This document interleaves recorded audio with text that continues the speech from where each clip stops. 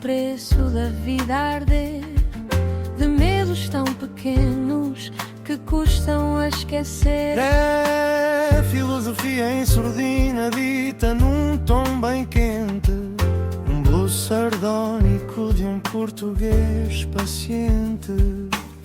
E enquanto o mundo corre atrás do útil e do bonito, ele deita fora a bússola e ri do infinito. No túnel há vento, sopro torto, pensamento lento, jazz de quem vive atento ao aborrecimento, improviso disciplinado, caos, combatimento. É inútil, mas é o meu fundamento. Olá, sejam bem-vindos a mais um Túnel de Vento, um podcast eclético, pletórico, onde um sujeito balofo que, noutras coordenadas e noutras culturas, sejam ou não canibais, seria visto como um pitel a desejar. E eu podia aproximar-me pé ante pé e as pessoas ababalhavam-se em uníssono. Não estamos, infelizmente, aí as tradições gastronómico-sexuais no que diz respeito à Europa e a Portugal. Eu já li nos dicionários da Porto Editora e volta e meia a Texto Editora e, em princípio, gordura não é sinónimo de formosura, não é expectável que a fêmea tuga se ababalhe, se umedeça perto de mim ou de outro gordo anónimo. Infelizmente, é esta a cultura gastronómico-sexual que temos. Como é que... não digo nada, ia falar aqui de uma forma empática, mas não tenho essa verve, não tenho essa aptidão. Eu sou pouco empático, a volta e meia nem simpático sou.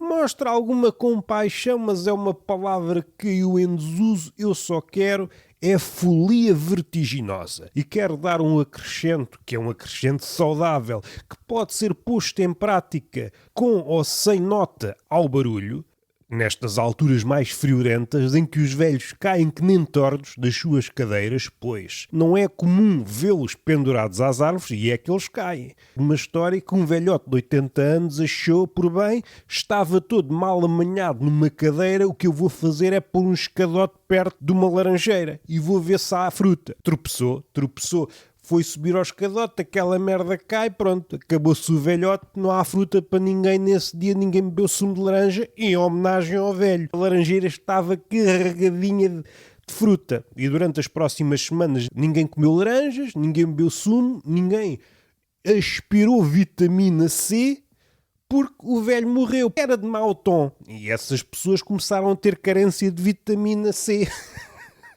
Por causa do velho. O velho é uma espécie de homem-estátua inconformado. Se esquecermos o lado de resingão, aquela prosa que, se for burilada pelo azedume, dá gosto. Ao contrário dessas prosas que vemos aí plasmadas num livro e noutro, esquecendo já a secção das influencers que vê o mundo pelo prisma do positivo. A luz, quando bate no prisma de influencer, vai à direita. Não se compõe a nada, é literal. Para espanto do cadáver de Newton, com o qual eu gosto de conversar, mesmo que ele não diga nada. Qualquer coisa, mesmo uma pedra, mesmo recuando àquela alegoria que o diabo pede a Jesus, transforma-me isto em pão. Jesus pensa, bom, o que é que o meu pai disse? Ai, ao suor do trabalho, desde que Adão e Eva saiu do Éden, eu não posso fazer, caso contrário, vou contra o meu pai. Se fosse vivo na altura, ou mesmo morto, se estivesse lá de passagem, diria uma coisa, ó Jesus, Édipo, faz favor de matar o teu pai,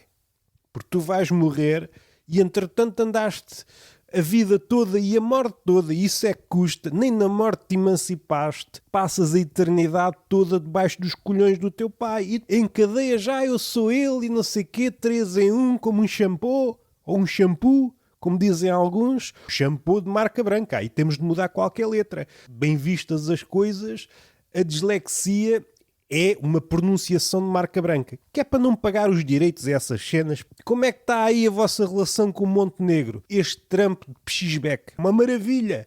Eu estive a ver e a rever o discurso de gestor natalício e digo-vos uma coisa, não me emocionei. Senti só falta de PowerPoints. Senti falta de PowerPoints e um gajo sabe, onde há PowerPoints não pode haver salvação. É expectável, mesmo à direita. E eu agora vou frisar que é para aqueles mais extremistas que têm o ouvido noutras lérias. É expectável num gajo, mesmo à direita, até mesmo num gajo de extrema-direita, que volta e meia, mesmo ao engano, larga ali uma pinguinha... que tenha uma incontinência urinária no que diz respeito à humanidade. Solte uma pinguinha de humanidade para um gajo se convencer que isto de hoje para amanhã melhora. É aquele palei de gestor. E o que é que me perturba? Porque eu conheço aquela cara do Montenegro.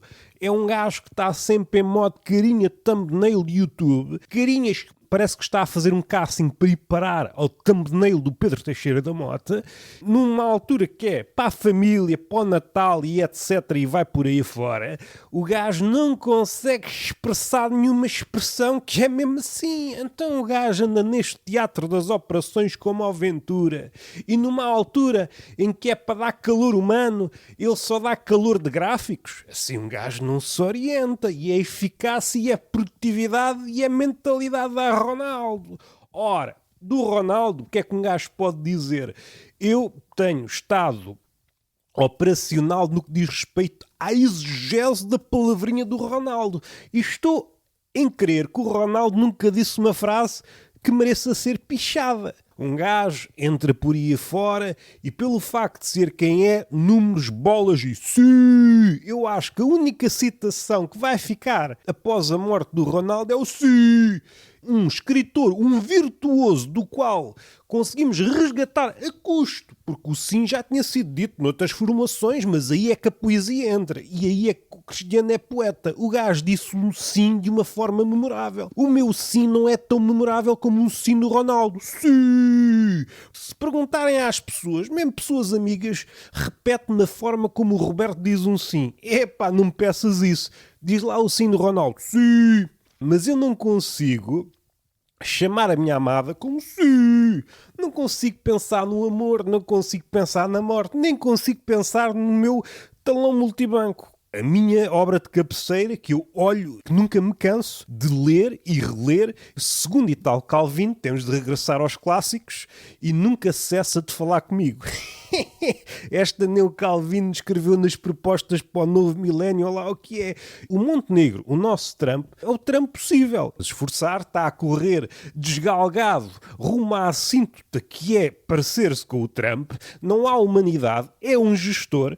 Eu senti-me que estava a uma reunião como os meus 10 milhões de compinchas, excluindo a meia dúzia da elite que estava noutra sala, como se isto fosse uma cena ampliada daquela cena típica de filme de policial, em que há gajos, os polícias estão a ver alguém a interrogar e supostamente quem está a ser interrogado e o polícia que está a interrogar não está a ver. Estamos num mirador privilegiado e tecemos comentários, pois nós somos uma espécie de narrador, mas... o narrador só tem uma forma omnisciente de ver e omnividente de saber, mas precisa de paleio. De que é que serve ver tudo se depois não consegue expressar esse tudo, depois falta-lhe o léxico, pá? Eu não quero ter uma mentalidade a Ronaldo, pá. Eu não quero marcar um golo e mostrar aqui as minhas banhas, pá. Eu não quero abrir as pernas. Se é para ter uma mentalidade ao Ronaldo, pedem-me para fazer uma coisa, eu dou 3 passos atrás, jogo a mão à anca, disparo e vai fora da baliza e assim não contribui para a eficácia do país. Então não é que o senhor Montenegro, qual influencer ou qual neoescritor, ababalha-se diante de uma etiqueta, qual rótulo maculado pelo marketing que está prenhe de etiquetas, o melhor produto segundo a escolha do consumidor, o melhor produto segundo a escolha destes autóctones do mundo paralelo, e recheamos aquilo de etiquetas. Quando não quer dizer nada, vocês provam aquilo, isto sabe-me ao mesmo, ou pior. Pois há aqui um paradoxo que cabecinhas mais peditas apanhariam logo, só que vivemos no século XXI, não temos tempo para refletir, nem para generalizar, nem para pensar, temos tempo é para nos ababalharmos num verso de indignado. Queremos é espumar da boca, espumar e transformar essa espuma dos dias numa prosa, num parágrafo. Mais que isso, não nos peçam, de parágrafo em parágrafo, precisamos de um par de mamas de pousio, pois é assim que a indignação se alimenta. Muitas vezes, pessoas mais sabidas no assunto, a indignação é de pouca dura. Calma, o combustível é tetas. O algoritmo que me dê assuntos para me indignar e tetas. E assim até o infinito temos aqui uma indignação perpétua. Estou a dar aqui uma solução para os novos apaziguadores das redes, vulgo pirómanos.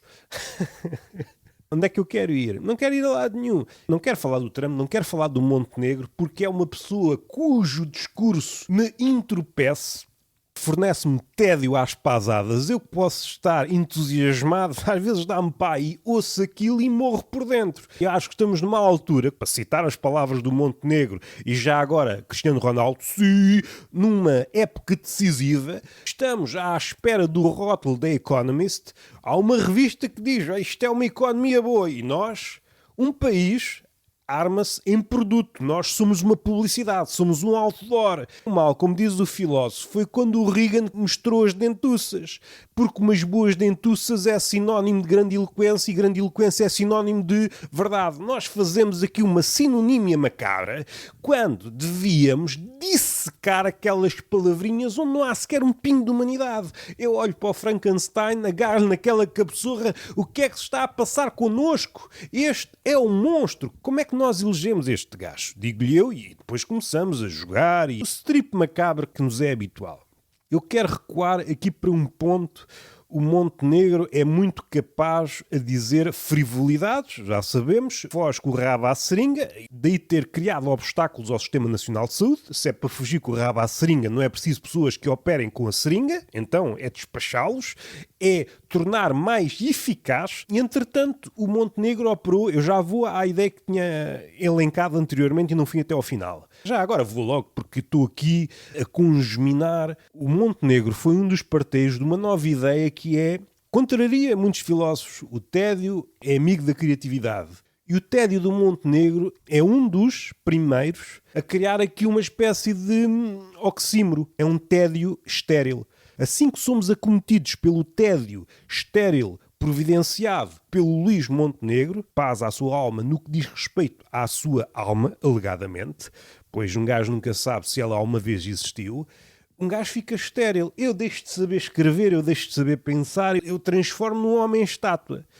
Espero que antes de ser possuído por esse tédio estéril, tenha a genica de abrir uma caixa para que os empreendedores entrem todos lá para dentro vestidos de moeda. Pois só assim é que eu posso ganhar a vida. Pela primeira vez na história, tédio estéril. A cara do Montenegro, sim, muito bom, rabo a fugir à seringa, Sistema Nacional de Saúde é para acabar, para agilizar. Nós não somos talvez deste tempo, não sei se há pessoas mais velhas do que eu, e se há, peço desculpa, vocês vão desta para melhor primeiro que eu, se a vida seguir o seu curso. A vida quer lá saber do curso.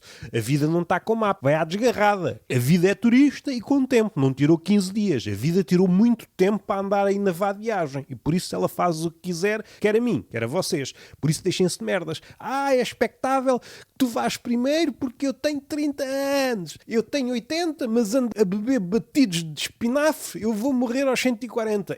Se a vida tiver cabecinha, vais logo amanhã. Houve aqui uma evolução, civilizações, houve gajos que inventaram as estradas, houve gajos que inventaram máquinas de tortura e depois houve gajos mais à frente que requalificaram as máquinas de tortura para ginásio, que para os gordos é igual, máquina de tortura ou máquina de ginásio é igual. Eu, enquanto gordo, se entro num ginásio, eu recuo até a época medieval. Se não fossem aquelas mamas de silicone que brindam aquele aroma carregado em suor e música de merda, eu sentia a recuar não sei quantos séculos e com a minha idade morria. É por isso que eu evito o ginásio. Parece-me uma desculpa boa, ao contrário das vossas, que pagam o ginásio antecipadamente e depois não vão. Pagar para não ir, um gajo faz isso em poucas coisas. Se um gajo pudesse pagar as compras e depois não as trazer, isso é um luxo. Isso é que é de privilegiado. Fala-se do privilégio. Eu reconheço o meu privilégio, sim, mas andas a pagar coisas e depois não as levas para casa? Tu és privilegiado porque pagas ginásio para não ir. A não ser que haja aqui uma ligação, eu pago para não ir e depois não ouço bocas de amigos conhecidos e PTs. é o contrato. Um gajo paga a mensalidade para não ser perturbado. E assim, porque nós somos feitos com base nas observações que fazem de nós, todo o mundo se reúne. O Roberto pagou a mensalidade do ginásio, não podemos dizer que ele está gordo. Dizemos que estás cada vez melhor. E eu ia inchar como se fosse um balão de ar quente. E está um cesto, agarrava o meu cu e vê-me pelos ares. Mas isto é quê? Isto é um desenho animado? Não, não. Nós vivemos no quadrado. É isto que eu grito para as bandas desenhadas. Tu não és o Deadpool, tu não és empreendedor, tu vais ficar dentro da caixa bidimensional. E depois as personagens começam a chorar, o papel umedece e às tantas é tudo um borrão. E eu penso, o quê? Estou a ver o Watchmen, o gajo do Rorschach, com aquela máscara de Rorschach, ou não? Ou sou apenas parvo e esta metáfora já devia ter acabado há 2 minutos? Formas de ver o mundo. O que é que me apoquenta além do Montenegro, essa figura rica em humanidade, enterrar linhas de comboio para construir modestas casas de 6 pisos e, já agora, casas de 6 pisos a custar 600 mil euros? É um valor exorbitante para a maioria dos portugueses, mas há casas aqui que estão em ruínas, às vezes custam metade, no Algarve. Parece mesmo assim foi um negócio do caraças. Não tenho esse dinheiro, mas mesmo assim negócio do caraças. Um gajo quando pode, pode. Se um gajo atuar segundo a lei, para já os atrasos, a burocracia, um gajo envelhece e não tem nada feito. Não podes construir aqui, que é uma área protegida. Aqui tem árvores, aqui é uma duna, aqui, como o Montenegro, aqui é uma linha de comboio. Eu quero aqui, enterra-se a linha de comboio. Um gajo quando tem poder é logo outra coisa, pá. Um gajo quando tem poder é logo outra coisa. Eu quero construir acima das águas. És um Cristo? Sou. E agora fodam-se. Mas não se pode porque não sei o quê, porque mata o atum e...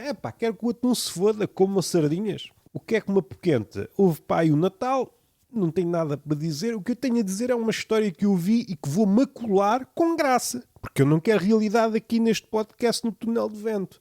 Há uma amiga que faz o presépio. Tudo muito bonito, acontece. Eu vivi e continuo a viver numa aldeia que entretanto passou a vila e é isso é que a estragou, porque quando era aldeia havia um concurso de presépios, começava em outubro e ia até março, um bocadinho antes do Carnaval. O Cristo já andava, ia diretamente das palhas para o entrudo e isto era tudo muito bonito porque passava despercebido. É a única altura em que o Cristo passa despercebido, com cruz ou sem cruz, lá vai ele a abanar a anca ao ritmo da música característica em Belém, que é o samba. Vamos lá ter calma.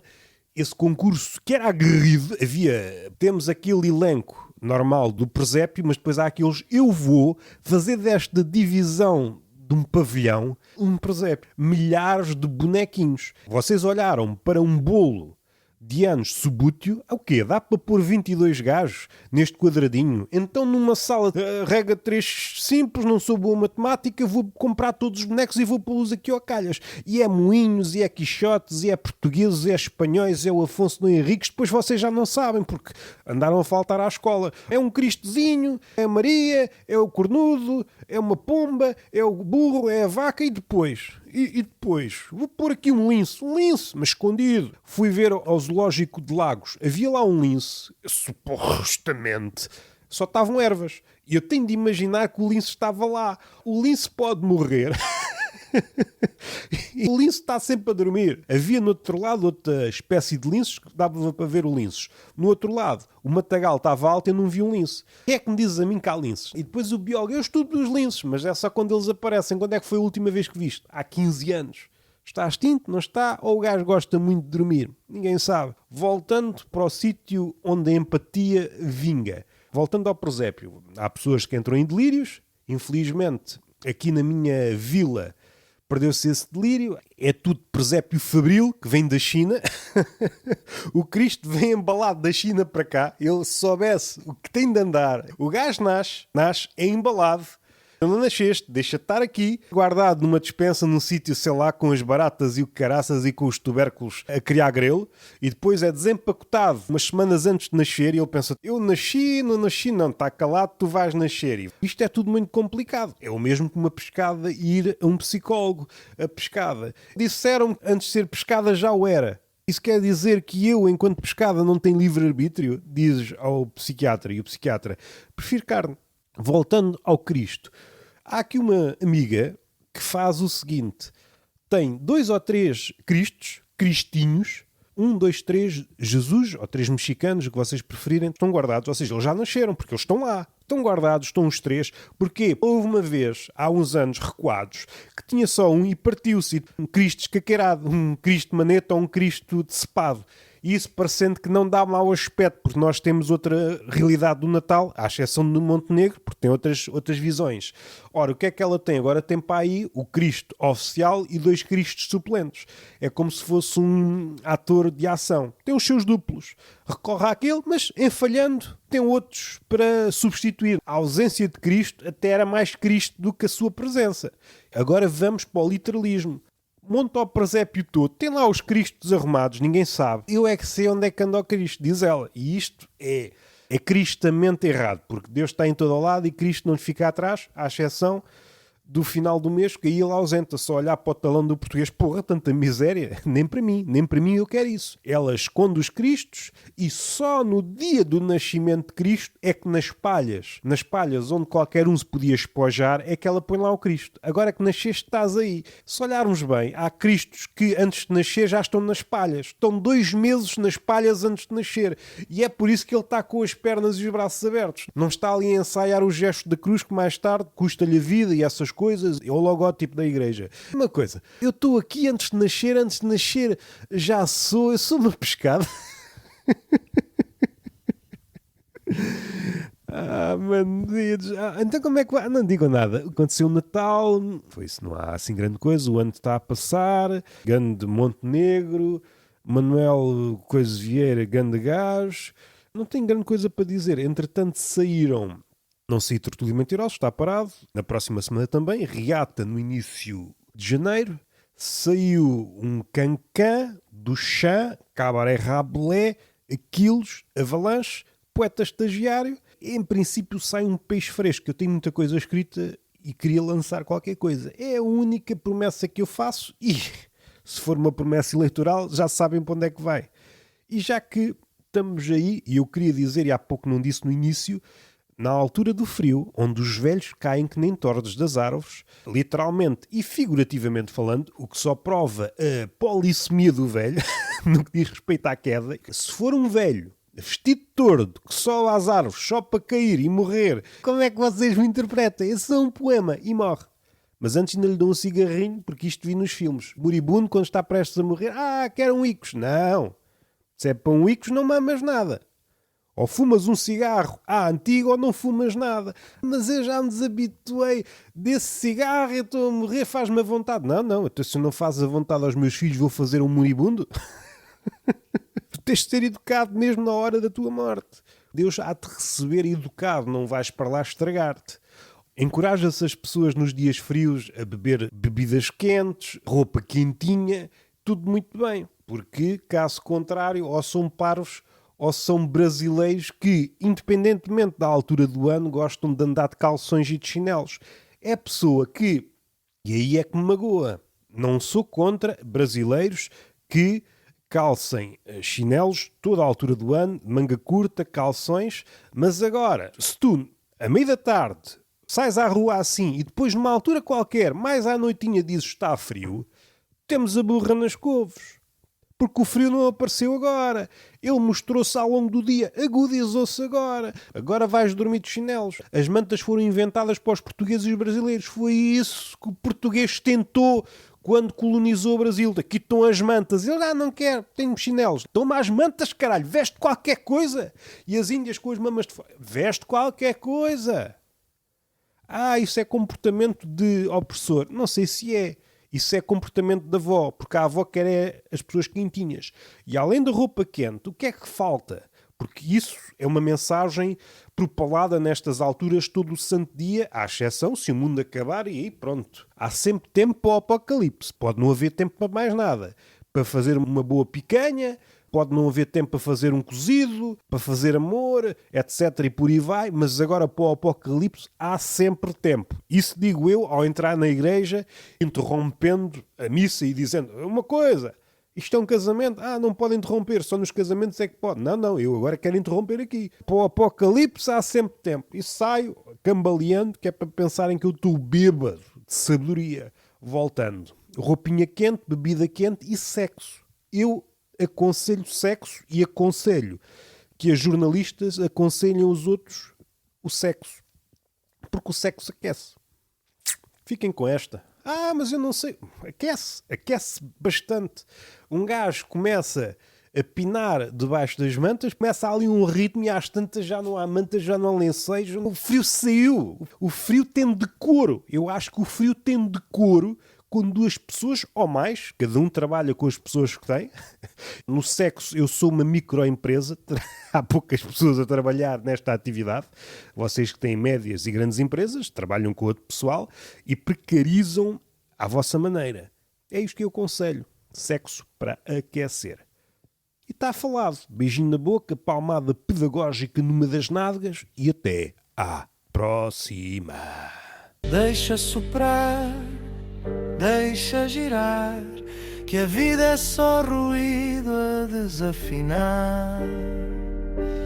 Se não faz sentido, deixa estar. O charme está no